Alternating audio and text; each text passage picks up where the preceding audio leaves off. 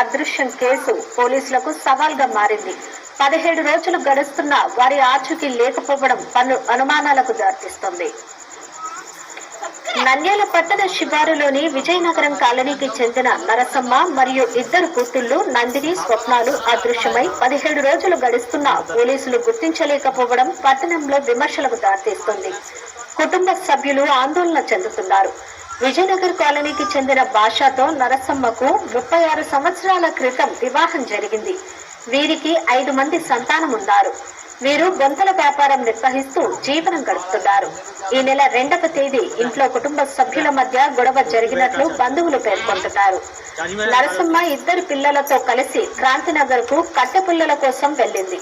అప్పటి నుంచి తల్లి, ఇద్దరు కూతుళ్లు ఇంటికి చేరకపోవడంతో పలు అనుమానాలకు దారితీస్తుంది.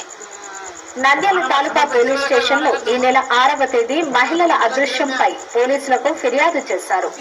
గత సోమవారం ప్రజా ఫిర్యాదుల పరిష్కార వేదిక కార్యక్రమంలో జిల్లా ఎస్పీకి ఫిర్యాదు చేయడం జరిగింది.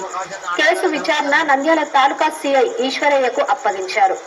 కేసులో ఎటువంటి పురోగతి లేకపోవడంతో బాధితులు ఆవేదన వ్యక్తం చేస్తున్నారు. పోలీసులు త్వరగా విచారణ చేసి న్యాయం చేయాలని బాధితులు కోరుతున్నారు. పొద్దున్న లేచి మాటకు మాట అంతే అనుకున్నారు. బయటికి కట్టెలు పోయినారు. విజయనగర్ ప్రాంతం యువతల కట్టెలు పోయినారు. 5 మంది పోయినారు సార్. 5 మందిలో ఇద్దరేమో పక్కన ఎడుతున్నారు. వాళ్ళు ముగ్గురు ఏమో పక్కన పోయి ఎరుసుకొస్తారని అంతే సార్ తప్పిపోయినారు. కనపడటం మేము పోలీస్ స్టేషన్, తాలూకా పోలీస్ స్టేషన్కి కేసు రాసినాం సార్.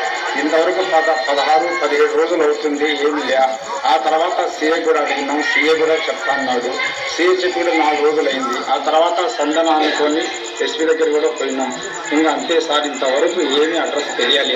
దయచేసి ఎక్కడున్నా మాకు ఆచూకీ తెలుపవలను నమస్కారం చేసి మాట్లాడుతున్నాం.